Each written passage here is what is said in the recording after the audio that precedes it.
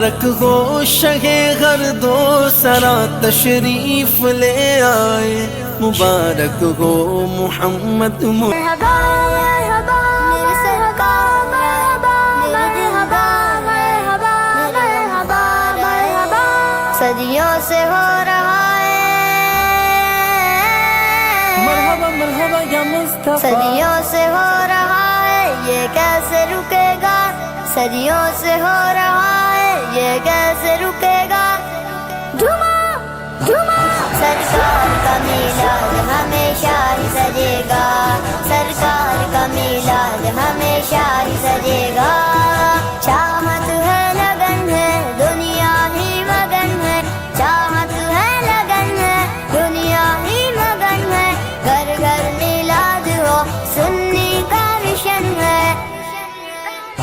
ہمیشہ ہمیشہ ہمیشہ ہی سجے گا، ہمیشہ ہمیشہ ہمیشہ ہی سجے گا۔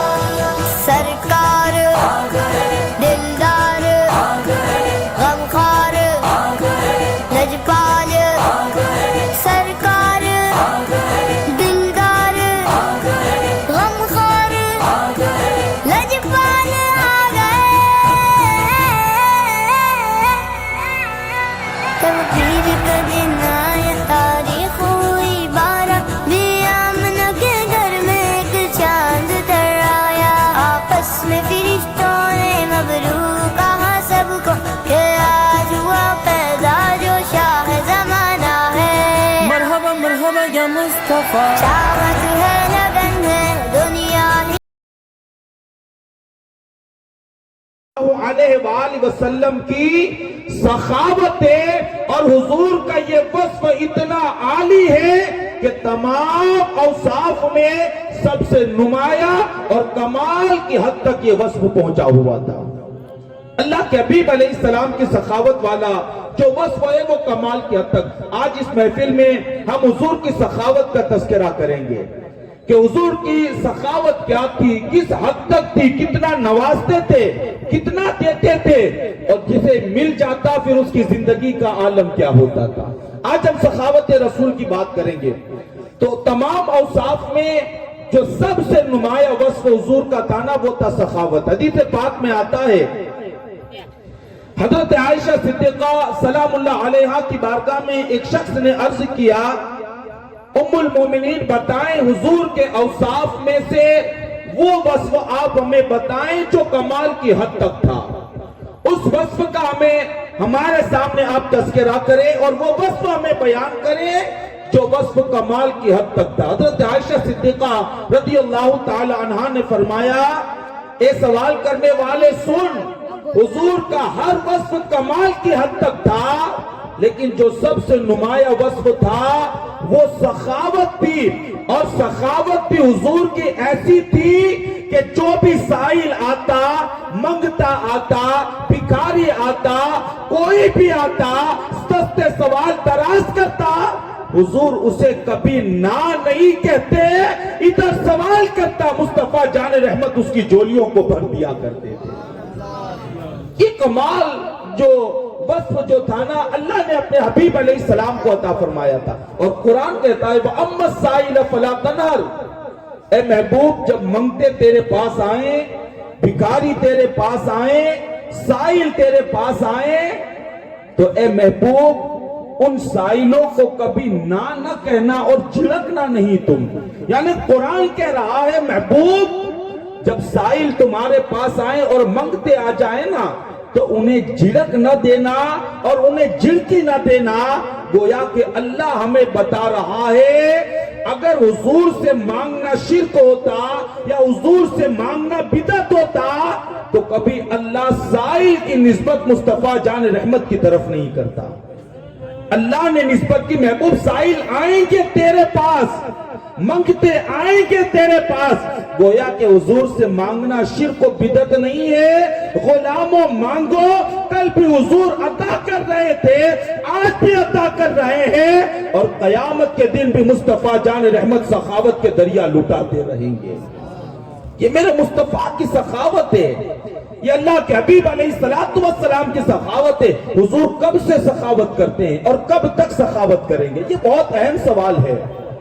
حضور کب سے سخاوت کر رہے ہیں اور کب تک؟ چونکہ ہم اور آپ اس زمانے میں زندگی گزار رہے ہیں نا کہ فتنوں کا دور دورہ ہے. ہر آنے والا دن ایک نیا فتنہ لے کر کے آ رہا ہے. ہر آنے والا دن ایک نئی مصیبت لے کر کے آ رہا ہے.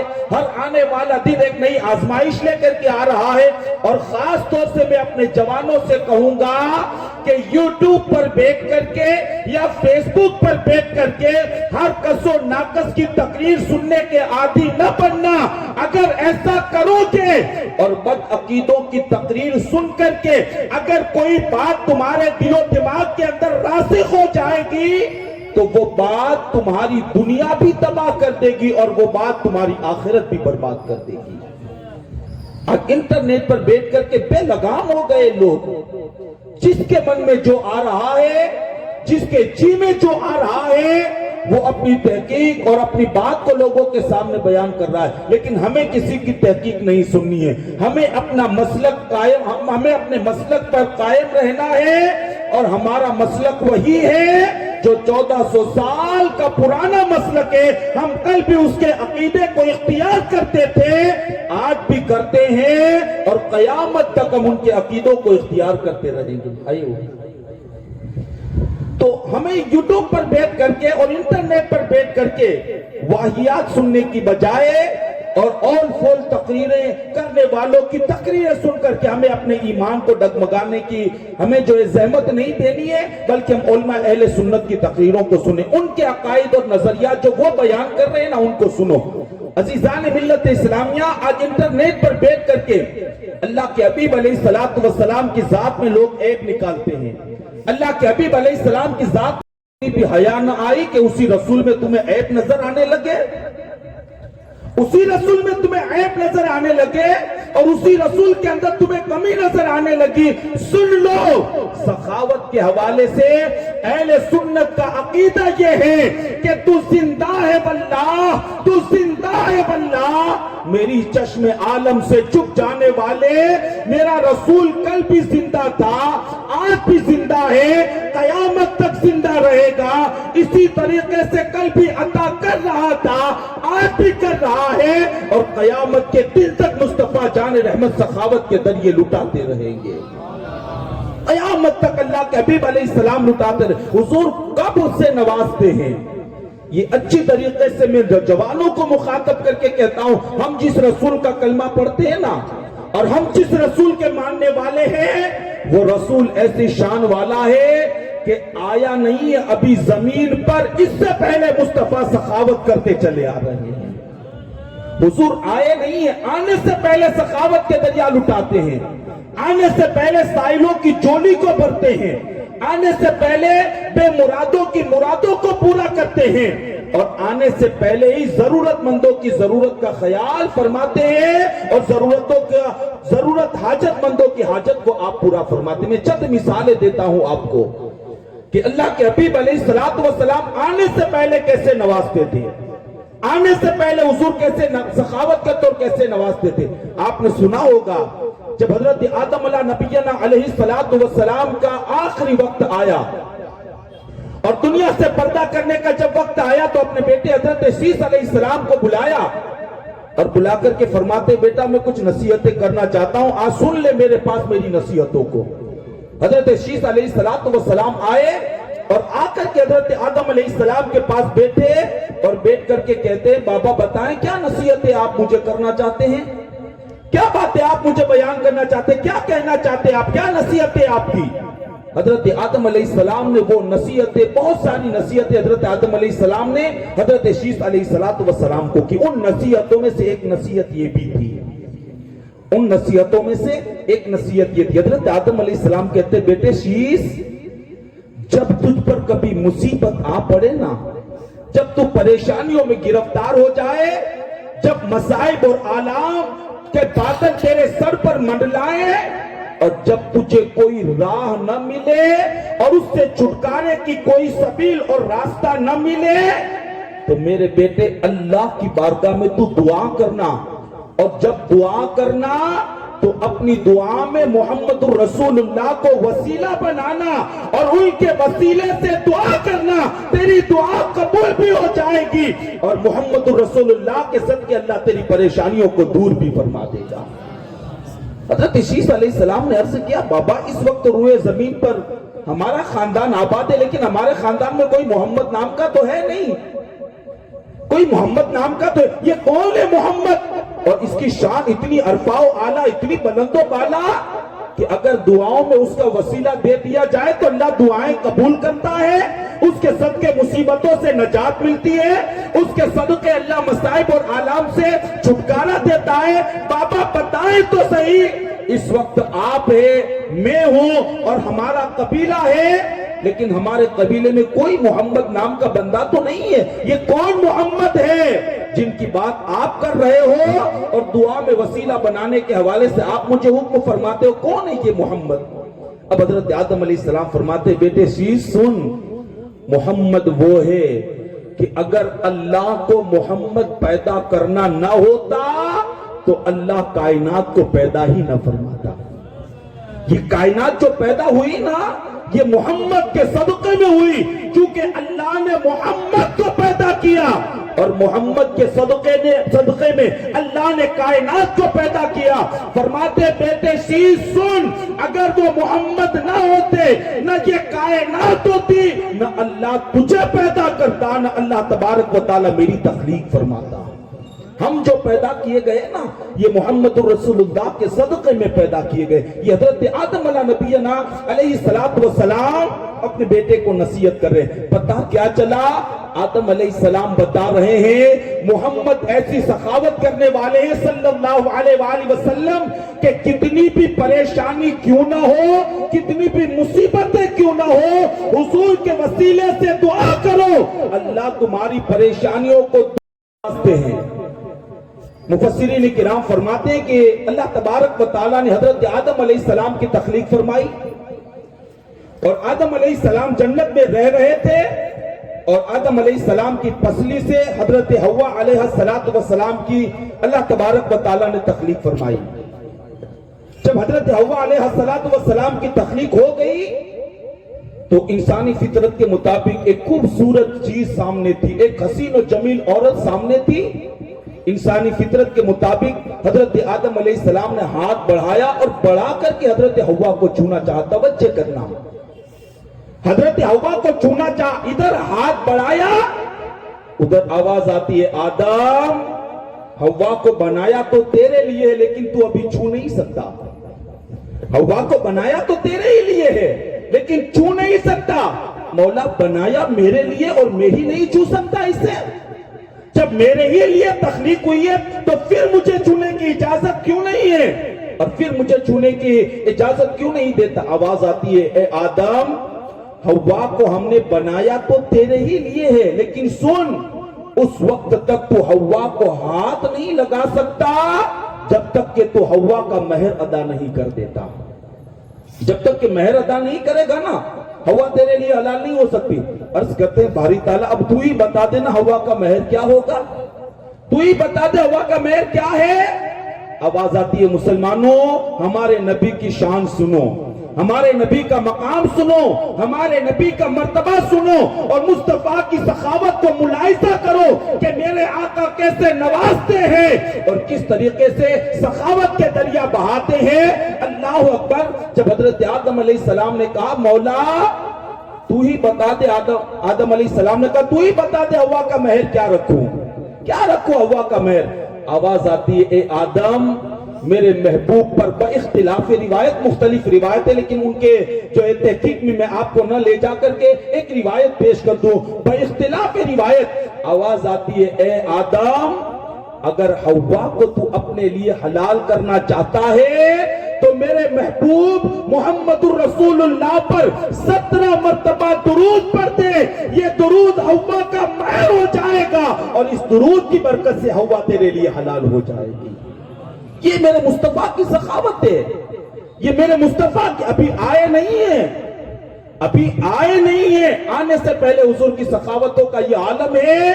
گویا کہ آدم نے درود پڑھا، ہوا حلال ہوئی، پتہ یہ چلا آج کائنات کے اندر جو رنگینیاں ہے اور دنیا آباد ہے یہ مصطفیٰ پر درود کی برکت ہے۔ اگر آدم نہ پڑھتے ہوا حلال نہ ہوتی اور کائنات پیدا نہ ہوتی۔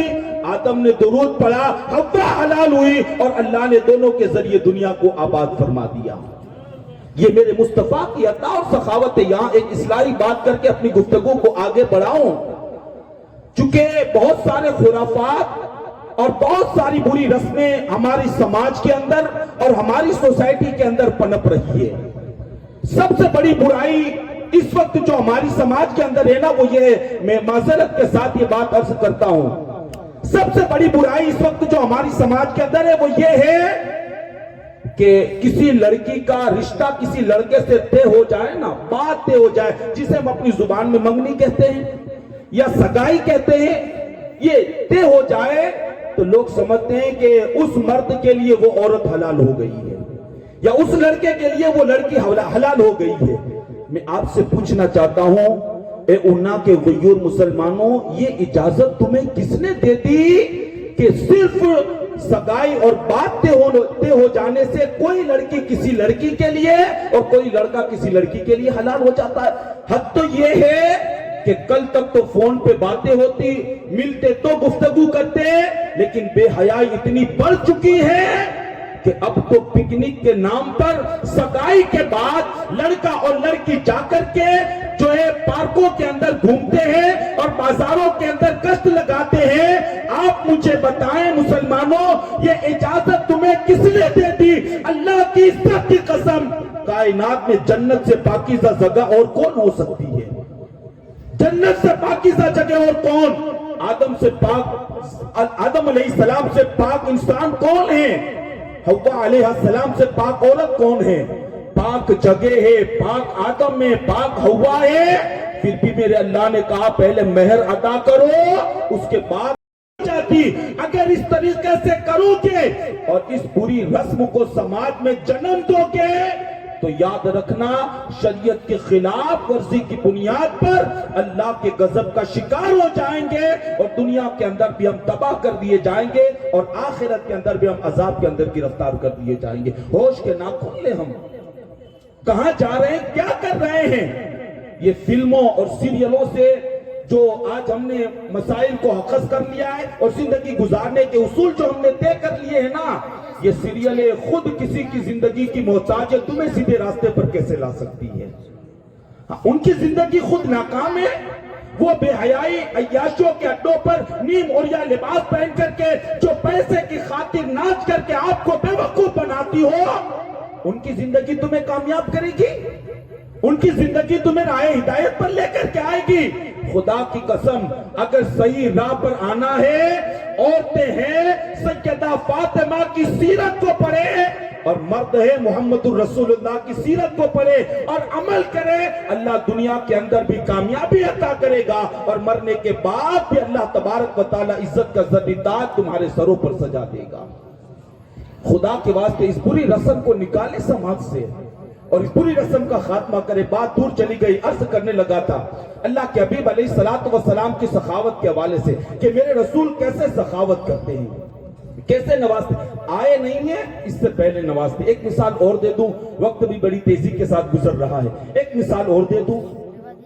آپ قرآن مقدس کا مطالعہ کریں تو آپ کو پتا چلے گا کہ جب یہود جو اللہ کے حبیب علیہ السلام کے بعد میں سب سے بڑے دشمن بن گئے اور جان کے دشمن حضور کے بن گئے وہ یہود، قرآن کہتا ہے کہ جب وہ کفار کے مقابلے میں لڑنے کے لیے جاتے نا، جنگ کرنے کے لیے جاتے، لڑنے کے لیے جاتے تو یہودیوں کے پاس اسلحے بھی ہوتے، سامان حرب بھی ہوتا، فوج بھی ہوتی، سب کچھ ان کے پاس ہوتا، لیکن پھر بھی ان کے دل میں خیال آتا یار پتہ نہیں ہم کامیاب ہو سکیں گے کہ نہیں ہوں گے۔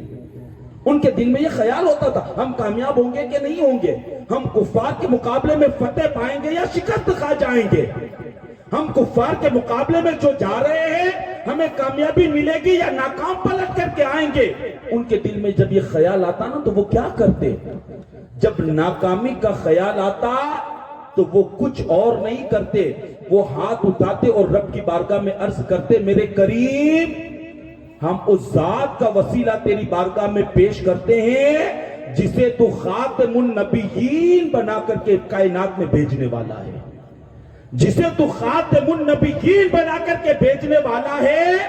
اے اللہ ہم اس ذات کو تیری بارگاہ میں وسیلہ بناتے ہیں اور اس کے صدقے میں دعا کرتے ہیں، اے اللہ تو ہمیں کامیابی سے مالا مال فرما اور اے اللہ تو ہمیں بامراد کر دے۔ قرآن کہتا ہے وہ دعا کرتے اور پھر جنگ کے لیے جاتے، اللہ حضور کے صدقے یہودیوں کو جنگ میں کامیابی سے مالا مال فرما دیا کرتا تھا۔ یہ اللہ کے حبیب علیہ السلام کی آنے سے پہلے سخاوت ہے۔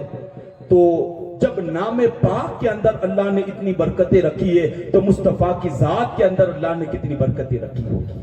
جب نام اتنی برکتوں والا ہے، نام اتنی بلندیوں والا ہے، نام اتنی رفعتوں والا ہے، جب نام میں یہ کمال ہے تو اللہ تبارک و تعالیٰ نے ذات میں کتنا کمال رکھا ہوگا۔ اسی لیے امام کہتے ہیں فرش والے تیری شوکت کا علو کیا جانے، خسروا عرش پہ اڑتا ہے فریرا تیرا، اور کہتے ہیں میں تو مالک ہی کہوں گا کہ ہو مالک کے حبیب، یعنی محبوب و محب میں نہیں میرا تیرا۔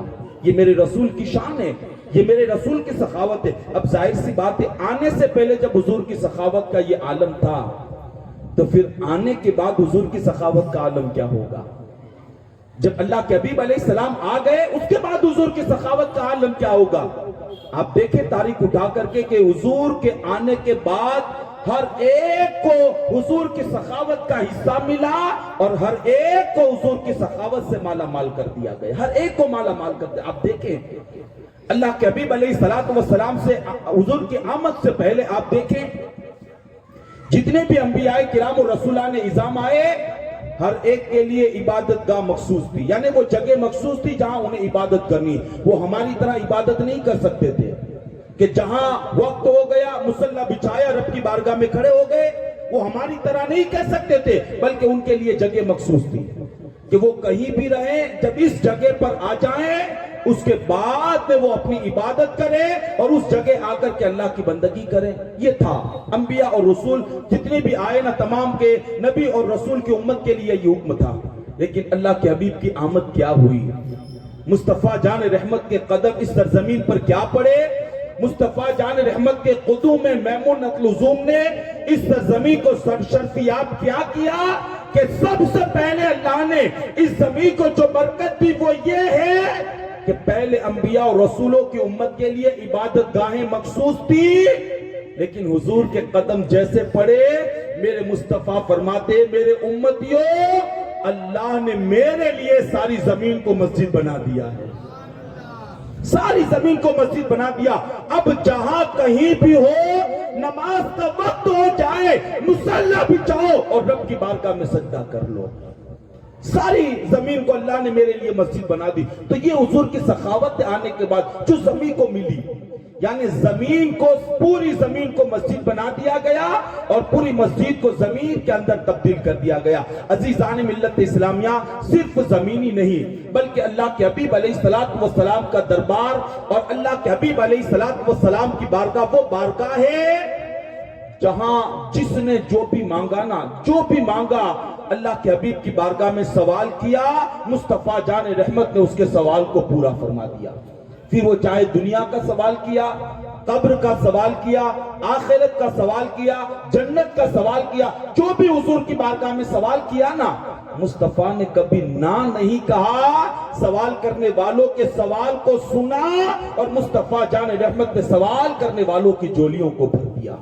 بخاری شریف کی حدیث ہے، اللہ کے حبیب علیہ السلام کی سخاوت کے کئی ایک نظارے آپ کو ملیں گے جب حضور کی ہم سیرت پڑھیں گے نا سخاوت کے تعلق سے، سخاوت کے تعلق سے، تو کئی ایک منظر آپ کو حضور کی زندگی میں دیکھنے کو ملیں گے۔ آپ دیکھیں اللہ کے حبیب جب سخاوت کرنے پر آتے نا اور اتنی سخاوت حضور کرتے کہ جو لباس حضور زیب تن کرتے نا، جو لباس سائل آ کر کے لباس مانگتا، مصطفیٰ اپنے لباس کو اتار کر کے سائل کی جولی میں ڈال دیا کرتے تھے۔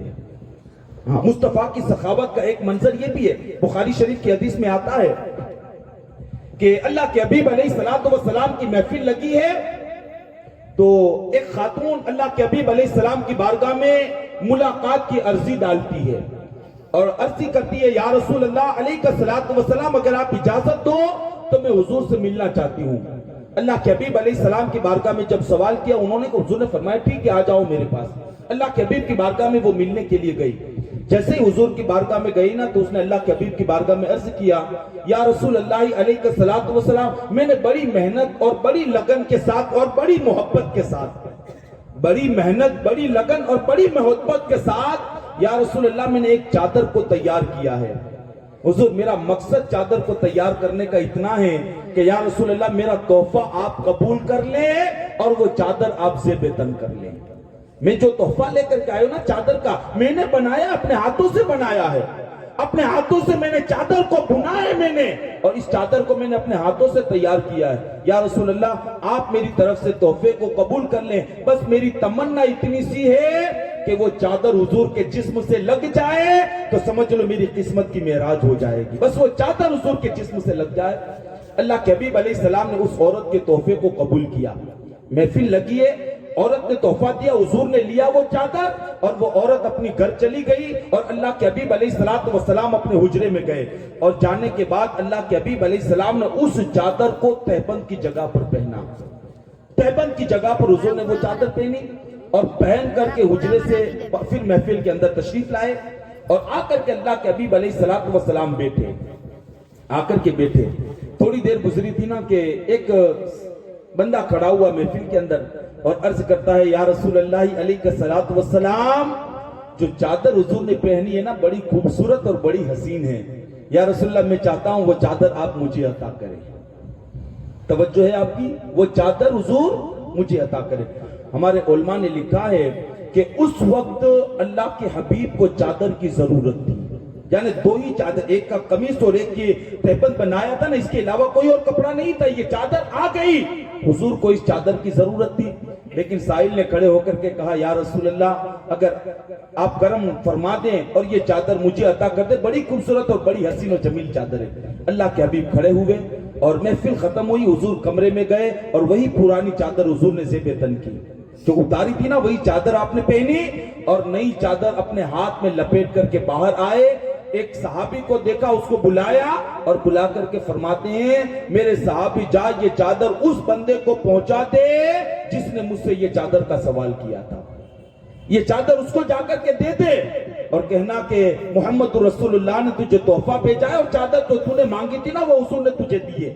اس صحابی نے حضور کے ہاتھ سے چادر لی اور جس نے مانگی تھی نا ان کے گھر پر جا کر کے پہنچے اور جانے کے بعد وہ چادر کا تحفہ جو حضور کی طرف سے ملا تھا نا اس سائل کے حوالے کر دیا, جس نے مانگا تھا نا اس کے حوالے کر دیا. جب انہوں نے لے لیا تو ان کو تو بڑی خوشی ہوئی نا کہ مصطفیٰ نے چادر عطا فرما دی, مصطفیٰ نے چادر عطا کی, مصطفیٰ نے چادر عطا کی, بڑی خوشی ہوئی انہیں. لیکن دوسرے صحابہ نے ان سے کہا کہ تمہیں حیا نہیں آتی, تمہیں پتا تھا کہ اس کے علاوہ حضور کے پاس کوئی چادر بھی نہیں ہے. یہ صحابہ کا بیان میں عرض کر رہا ہوں حضور کی سخاوت کے تعلق سے. صحابہ نے کہا تمہیں حیا نہیں آئی, تمہیں پتا ہے کہ مصطفیٰ کبھی کسی سائل کو نہ نہیں کہتے ہیں, کسی سائل کو حضور منع نہیں کرتے ہیں. تمہیں حیا آنی چاہیے. تمہیں پتا تھا کہ اس چادر کی ضرورت حضور کو ہے, تمہیں پتا ہونے کے باوجود تم نے حضور سے چادر کا سوال کیا. قربان ان کے عشق و محبت پر, ان کی عقیدتوں پر ہماری ہزاروں جانیں قربان ہو جائے. جب صحابہ نے اس سے کہا نا تمہیں شرم نہیں آئی حضور سے چادر مانگ لی, انہوں نے کہا او حضور کے غلاموں سنو, اللہ کی عزت اور جلال کی قسم کھا کر کے کہتا ہوں حضور سے جو میں نے چادر مانگی نا وہ اپنے پہننے کے لیے نہیں مانگی. میں نے جو چادر حضور سے مانگی میں نے وہ اپنے پہننے کے لیے. کہا پھر کیوں مانگی؟ کہا سنو اللہ کی عزت کی قسم کھا کر کے کہتا ہوں چادر اس لیے مانگی ہے جس دن میرا انتقال ہو جائے یہ چادر میرا کفن بن جائے اور مصطفیٰ اسی چادر کو اوڑھ کر کے قبر میں ہمیشہ کی نیند میں سو جاؤں. بس اسی لیے حضور کی چادر میرا کفن بن جائے. اسی لیے میں نے اللہ کے حبیب علیہ السلام کی بارگاہ میں سوال کیا. آپ اندازہ لگائیں ضرورت ہے خود حضور کو, لیکن اس کے باوجود اللہ کے حبیب علیہ السلام دے رہے ہیں اور اپنے ضرورت کا خیال بھی نہیں کرتے، بلکہ وہ چادر اللہ کے حبیب علیہ السلام آنے والے سائل کی جولی میں ڈال دیتے ہیں۔ اور اس حدیث سے ایک یہ بھی پتا چلا کہ بزرگوں کا اور صحابہ کا عقیدہ یہ ہے کہ جس چیز کی نسبت مصطفیٰ سے ہو جائے، جس چیز کی نسبت مصطفیٰ سے ہو جائے، اللہ اس میں برکتیں پیدا کر دیتا ہے۔ جس کے ہاتھ آ جائے اس کی دنیا بھی آباد ہو جاتی ہے، اور اللہ ان چیزوں کی برکتوں سے بندے کی آخرت کو بھی آباد فرما دیتا ہے۔ یہ صحابہ کا عقیدہ تھا کہ یہ جو چیز مصطفیٰ جان رحمت سے منسوب ہو جائے، جس چیز کی نسبت بھی حضور سے ہو جائے نا، اس کا بڑا ادب اور احترام کرتے تھے صحابہ، بڑا ادب اور احترام۔ بلکہ بعض صحابہ کی آپ تاریخ پڑھیں گے نا تو آپ کو پتا چلے گا، انہوں نے وصیتیں کی ہے، مرنے کے بعد حضور کے ناخن کو میرے کفن میں رکھ دینا، حضور کے منہ مبارک کو میرے کفن کے اندر رکھ دینا، حضور کے فلاں چیز کو میرے کفن کے اندر رکھ دینا، یعنی کہ وصیتیں کر کے گئے، اور قیامت تک کے آنے والے سنیوں کو یہ عقیدہ دے کر کے گئے کہ جس چیز کی نسبت مصطفیٰ سے ہو جائے، اللہ دنیا میں بھی اس کی برکتیں عطا کرتا ہے، قبر میں بھی عطا کرتا ہے، اور آخرت کے اندر بھی اللہ تعالیٰ اس کی برکتوں سے بندے کو مالا مال فرما دے گا۔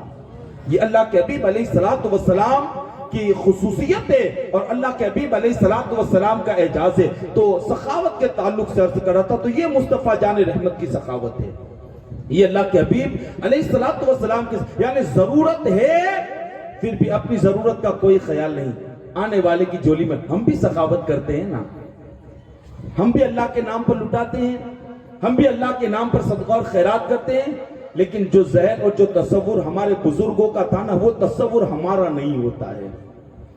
مدرسے کا اعلان ہوگا، لاکھوں روپیہ بندہ ڈونیشن دے گا، بہت اچھی بات ہے، دینا چاہیے۔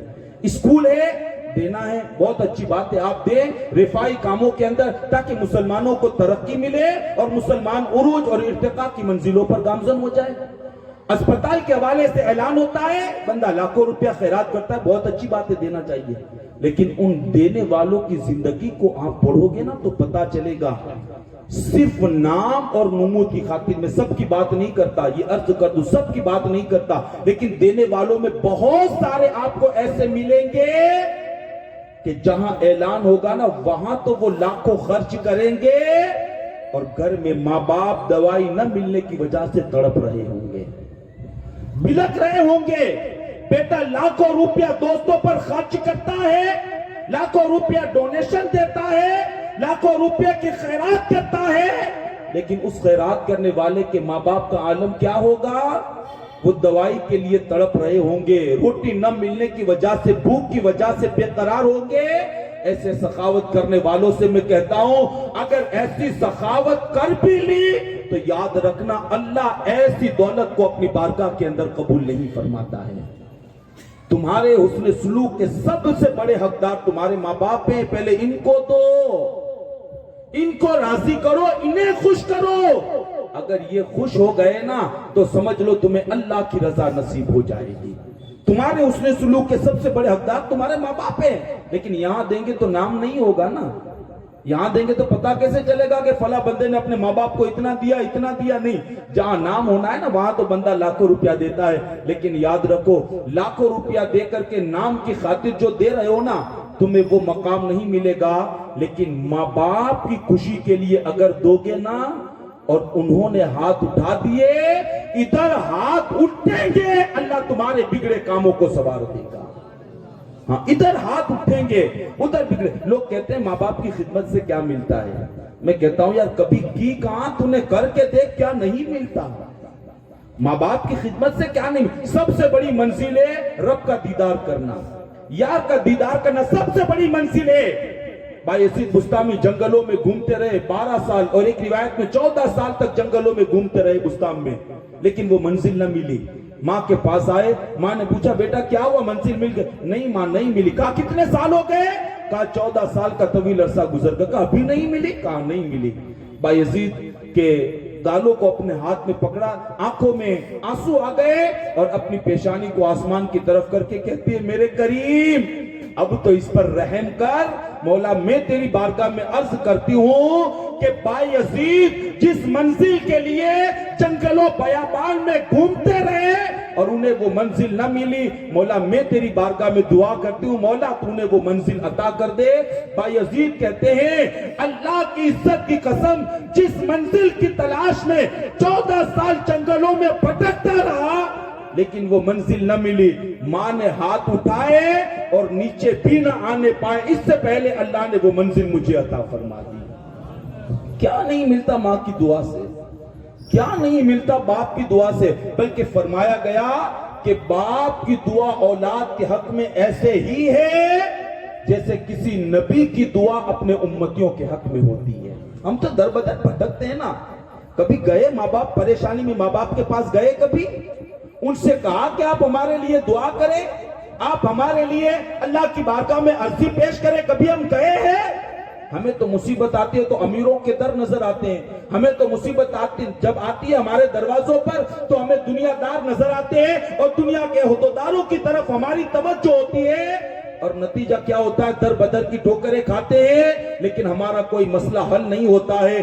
یارو ہوش کے ناخن دو، جب بھی پریشانی آئے، مصیبت آئے، آزمائش آئے، ماں کے آنچل کو سر پر رکھ کر کے اس سے کہنا تو دعا کر، اگر وہ دعا کر دے گی اللہ اسی وقت تجھے مصیبتوں سے آزادی کا پروانہ عطا فرما دے گا۔ اپنی سوچ اور اپنی فکر کو بدلنے کی بہت ضرورت ہے۔ آپ سخاوت کریں، میں منع نہیں کرتا ہوں، خوب دیں اللہ کی راہ کے اندر، خوب لٹائیں اللہ کی راہ میں، لیکن سب سے زیادہ حقدار آپ کی دولت کے اور آپ کی سخاوت کے آپ کے ماں باپ ہیں، پھر اس کے بعد آپ کے رشتہ دار ہیں، ان کا خیال کرو۔ اگر رشتہ داروں کے ساتھ بھی اس نے سلوک کریں گے نا تو اللہ کے حبیب علیہ السلام فرماتے ہیں اگر کوئی بندہ چاہتا ہو نا کہ اللہ اس کے رزق میں برکتیں دے، اللہ اس کی عمر میں برکتیں دے، اگر کوئی بندہ چاہتا ہو نا اللہ رزق میں اور عمر میں برکتیں دے، تو فرمایا اس بندے کو چاہیے کہ اپنے رشتہ داروں کے ساتھ صلہ رحمی کرے، محبت سے پیش آئے، ان کی مدد کرے، اللہ اس عمل کی وجہ سے اس کے رزق میں برکتیں بھی عطا کرے گا اور مولا تعالیٰ اس کی عمر کے اندر بھی بڑھوتری عطا فرما دے گا۔ رشتہ داروں کے ساتھ یہ سخاوت کے حقدار ہیں، اور یہ یاد رکھ لیں حدیث پاک میں نے پیش کی ہے جو کبھی غلط نہیں ہو سکتی ہے۔ ہاں یہ کسی ڈاکٹر یا انجینئر کا قول میں آپ کے سامنے کوٹ نہیں کر رہا ہوں، میں اس رسول ہاشمی کی بات آپ کے سامنے پیش کر رہا ہوں جن کی شان یہ کہ وہ اپنی طبیعت سے کبھی نہیں بولتے، زبان مصطفیٰ کی ہوتی ہے اور کلام اللہ تبارک و تعالیٰ کا ہوا کرتا ہے۔ اسی کو امام کہتے ہیں نا وہ زبان جس کو سب کن کی کنجی کہیں اس کی نافذ حکومت پہ لاکھوں سلام۔ یہ میرے رسول کی شان، حضور نے فرمایا رشتہ داروں کے ساتھ صلہ رحمی کرو، ان کے ساتھ بھلائی کرو تو اللہ رزق میں بھی اور عمر میں بھی برکت ہے۔ یہاں ایک بات یاد آ گئی، ایک بزرگ کی بارگاہ میں ایک بندہ حاضر ہوا اور حاضر ہو کر کے عرض کرنے لگا حضور ایک بہت بڑی بیماری جسے کینسر ہم کہتے ہیں نا، کینسر کے مرض کے اندر حضور میں مبتلا ہو گیا ہوں اور یہ بیماری لاسٹ اسٹیپ پر پہنچ چکی ہے، آخری منزل کو وہ پہنچ چکی ہے۔ اس بزرگ نے فرمایا کہ میرے پاس آنے کی وجہ کیا ہے؟ کہا حضور آیا اس لیے ہوں کہ اللہ نے بہت دولت عطا فرمائی ہے، بہت مال عطا کیا ہے اللہ نے مجھے، بہت دولت دی ہے، اور ساتھ میں پیچھے کوئی رشتہ دار تو مجھے یاد نہیں ہے، پیچھے کوئی ہے بھی نہیں۔ حضور آیا اس لیے ہوں کہ آپ کوئی وظیفہ یا عمل ایسا بتا دیں کہ جس کو کروں تو اللہ اس بیماری کو غائب فرما دے، یہ بیماری دور ہو جائے، کوئی ایسا عمل آپ بتا دیں۔ آپ نے ارشاد فرمایا یاد کر تیرے کوئی رشتہ دار موجود ہیں؟ کہ حضور اس شہر میں تو رشتہ دار مجھے یاد نہیں ہے، زمانہ ہو گیا، اپنے ملک کو اور اپنے وطن کو چھوڑ کر کے آئے ہوئے طویل عرصہ گزر گیا ہے، پتہ نہیں اب رشتہ دار زندہ ہوں گے بھی یا نہیں بھی ہوں گے، حیات ہوں گے یا مر گئے ہوں گے، مجھے اس بات کا علم نہیں۔ اس بزرگ نے فرمایا سن، تو اپنے وطن جا اور جا کر کے تلاش کر کون ہے تیرے رشتہ دار، اگر تجھے تیرے رشتہ دار مل جائیں تو جنہیں جس چیز کی ضرورت ہو تو اسے عطا کر دے، بھوکا ہے کھانا کھلا دے، بے لباس ہے لباس دے دے، مکان نہیں ہے مکان کا انتظام کر دے، بیماری میں مبتلا ہے دوائیوں کا اہتمام کر دے، الغرض کے تو اپنے رشتہ داروں کے پاس جا اور جا کر کے ان سے پوچھ کے انہیں کس چیز کی ضرورت ہے۔ اب تو زندہ رہنے والا نہیں، یہ بات تو فائنل ہے، لاسٹ اسٹیپ پر تو پہنچ چکا ہے اور چند دنوں کے بعد انتقال کر جائے گا اور دولت تو تیرے پاس بہت ہے، بہتر یہ ہوگا کہ دوسرے قبضہ کرے، اس سے بہتر ہے کہ یہ دولت تو اپنے رشتہ داروں کے اندر بانٹ دے۔ یہ دولت اپنے رشتہ داروں کے اندر بانٹ دے. وہ بزرگ کی بات اس انسان کے دماغ کے اندر بیٹھ گئی. اس نے سفر کیا, اپنے وطن گیا, اور جانے کے بعد رشتہ داروں کو تلاشا. رشتہ دار ملے, اور رشتہ دار جیسے ہی ملے نا تو جس کی جیسی ضرورت تھی اس نے مال ان کو پیش کر دیا.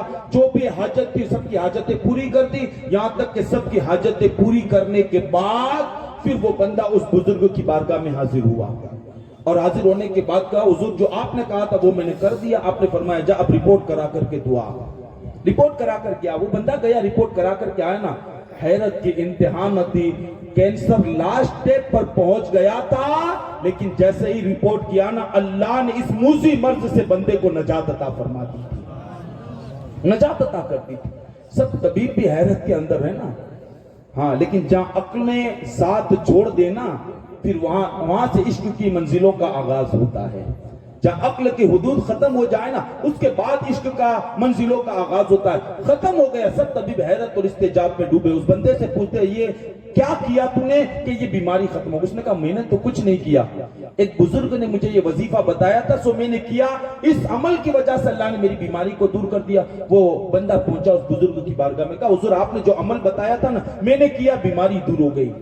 لیکن اس نے سوال کیا حضور آپ یہ تو بتا دیں کہ آپ نے یہ عمل کہاں سے نکالا کہ یہ عمل کرو بیماریاں ختم ہو جائیں گی؟ یہ عمل آپ نے نکالا کہاں سے؟ فرماتے ہیں یہ میرا کوئی کمال نہیں ہے, کمال آمنہ کے لال کے فرمان کا ہے. حضور نے فرمایا اگر کوئی مسلمان, اگر کوئی بندہ اپنے رشتہ داروں کے ساتھ صلہ رحمی کرتا ہے اللہ رزق بھی بڑھا دیتا ہے اور اللہ تعالیٰ اس کی عمر کے اندر بھی اضافہ فرما دیتا ہے.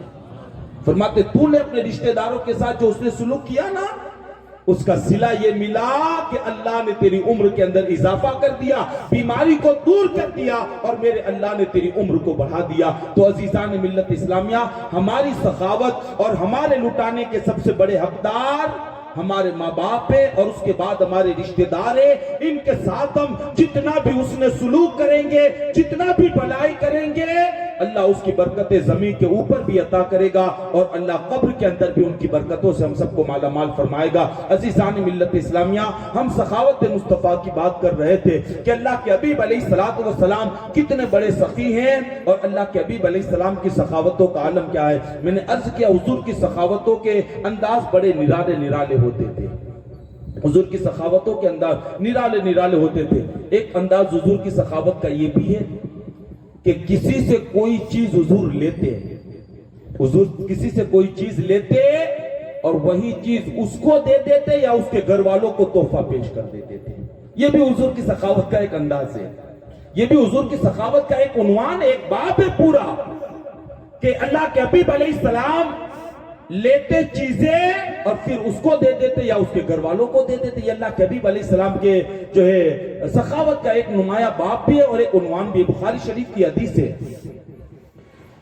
غزوہ ذات الرقاع جب ختم ہو گیا تو اللہ کے حبیب علیہ السلام مدینہ کی طرف آ رہے تھے. تو اللہ کے حبیب علیہ السلام کے ساتھ حضور کے صحابہ بھی تھے. ان صحابہ میں حضرت جابر بن عبداللہ بھی اللہ کے حبیب علیہ السلام کے ساتھ تھے. کہتے ہیں جب غزوہ ذات الرقاع ہو گیا اور مدینہ کی طرف آ رہے تھے تو حضرت جابر بن عبداللہ کی جو اونٹنی تھی نا وہ انتہائی لاغر, کمزور اور دبلی ہو چکی تھی اور اس کے اندر اتنی سخت اور طاقت نہیں تھی کہ وہ صحابہ کے اونٹوں کے ساتھ چل سکے. وہ پیچھے رہ جاتی اور سب کو انتظار کرنا پڑتا. اللہ کے حبیب علیہ السلام کو جب اس بات کی اطلاع دی گئی اور کہا گیا کہ جابر بن عبداللہ کی اونٹنی اتنی کمزور ہو گئی اور اتنی لاغر ہو گئی ہے, اللہ کے حبیب علیہ السلام نے چھڑی منگائی. توجہ کرنا, حضور نے چھڑی منگائی اور چھڑی منگا کر کے اس اونٹنی کو مصطفیٰ نے مارا. اس اونٹنی کو حضور نے مارا.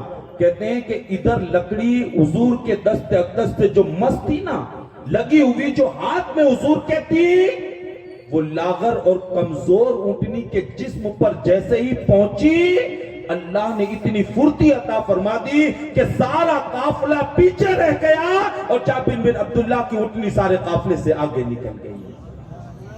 حضرت جابر نے بڑی محنت سے اس کو کنٹرول کیا اور کنٹرول کرتے اس اونٹ کی طرف لے کر کے گئے جس اونٹ پر اللہ کے حبیب علیہ السلام سوار تھے, جس اونٹ پر اللہ کے حبیب علیہ السلام سوار تھے نا اس اونٹ کے پاس لے کر کے گئے، یہاں تک کہ دونوں اونٹ جب برابر ہو گئے نا تو حضرت جابر بن عبداللہ اللہ کے حبیب علیہ السلام سے گفتگو کرنے لگے، باتیں کرنے لگے حضور سے۔ کہتے ہیں اسی درمیان اللہ کے حبیب علیہ السلام نے مسکرایا اور مسکرا کر کے جابر سے فرمایا، او جابر کیا اپنی اونٹنی مجھے بیچو گے؟ اپنی اونٹنی مجھے بیچو گے؟ حیرت سے حضرت جابر بن عبداللہ حضور کا چہرہ تکتے رہے، کہا حضور یہ میری ہے ہی کہاں؟ یا رسول اللہ یہ میری کہاں ہے؟ جب سے آپ کی غلامی کا پٹا ہم نے گلے میں ڈال لیا ہے ہمارا مال بھی حصول کیا ہو گیا؟ یا رسول اللہ ہماری جانیں بھی مصطفیٰ کے قدموں پر ہم قربان کر دیتے ہیں، کہ مال ہمارا کہاں ہے؟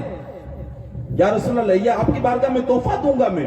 حضور نے فرمایا نہیں، بلا معاوضہ اور بلا رقم کے میں تیری اونٹنی نہیں لوں گا۔